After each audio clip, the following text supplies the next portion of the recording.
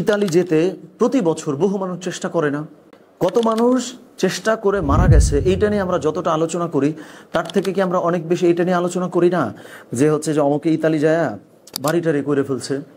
এটা তো সত্য যে ধরেন প্রতি বছর কত মানুষ ইতালি যাওয়ার চেষ্টা করছে, কত মানুষ হচ্ছে হয়তো মারা যাচ্ছে, বা তার থেকে বড় একটা সংখ্যক মানুষ কিন্তু যাইতেই পারতেছে না, চেষ্টা করতেছে। বাট এই যে এত সংখ্যক মানুষ যারা যাওয়ার চেষ্টা করতেছে, হয়তো পারতেছে না, গিয়ে হয়তো ব্যর্থ হয়ে চলে আসছে বা অথবা যাওয়ার সময় মারা গেছে, এই সংখ্যাটা তো সফল যারা হয়েছে তাদের থেকে অন্তত বেশি, তাই না? কিন্তু দেখেন আমরা অনেক বেশি আলোচনা করি কোনটা নিয়ে, যে কত মানুষ ইতালি যায় হচ্ছে দেশে এসে কি করছে, বাড়িঘাড়ি করছে। তার মানে এই যে কত মানুষ বেঁচে থাকলো বা কত মানুষ সফল হইল, এদের প্রতি আমাদের একটা কি পক্ষপাতিত্বমূলক আচরণ করি না? আর নইলে ধরেন 500 জন মারা গেছে, 50 জন সফল হয়েছে, আপনার উচিত ছিল কি 500 মানুষ নিয়ে বেশি আলোচনা করা না? কিন্তু এইটা না করে যখনই 50 জন নিয়ে আপনি আলোচনা করতেছেন, এটাই তো একটা পক্ষপাতিত্বমূলক আচরণ, নিরপেক্ষ কিন্তু আপনি থাকতেছেন না। তো মুশকিল হইল আমরা লাইফে যখন যে কোনো ডিসিশন নেই, ধরেন আমি হইল একটা বিজনেস করব, তো বিজনেস করার সময় আমি দেখতেছি যে ভিডিও এডিটিং এজেন্সি দিয়ে মানুষ তো মেলা টাকা কামাই ফেলতেছে, কিন্তু এইটা আমরা দেখলামই না যে অনেক মানুষ লাইট ক্যামেরা কিনে টিনে ঘরে বসে আছে, কিছুই করতে পারে নাই।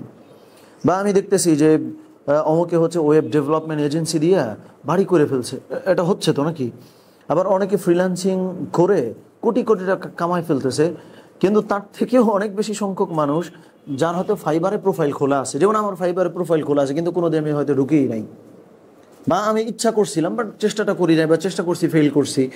তার মানে যত মানুষ চেষ্টা করে সফল হয়েছে তার থেকে অনেক বেশি মানুষ কি চেষ্টা করে ফেইল করছে, বা তার থেকে অনেক বেশি চেষ্টাই করে নাই। কিন্তু আমরা যখনই যে কোনো একটা ডিসিশন নেই, তখন আমরা কিন্তু কয়জন সফল হয়েছে তার দেখে ডিসিশন নেই না। তারপরে এটা কি আপনার রাইট ডিসিশন হইল? কারণ আপনি তো নিরপেক্ষ না।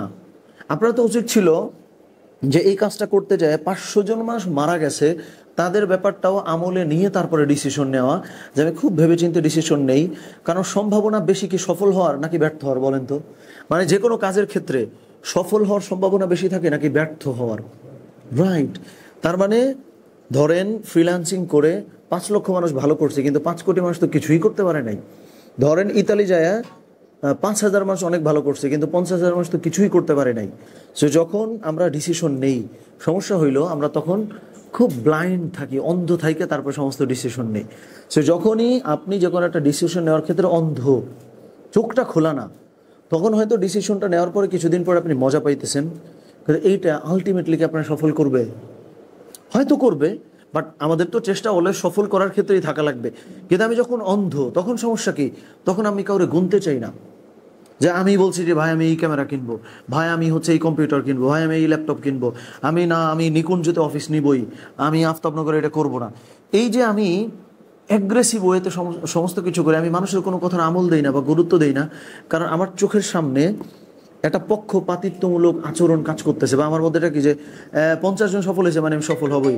সো যখন আমি খুব অনেস্টলি চিন্তা করে ডিসিশনটা নিতে পারতাম, তাহলে কি হতো, আমি মানুষকে আমলে নিতাম, আমি আরও প্ল্যান করতে পারতাম ভেবে চিনতে, তখন আমার সফল সম্ভাবনাটাই প্রকারান্তরে কি হইতো, বাড়তো।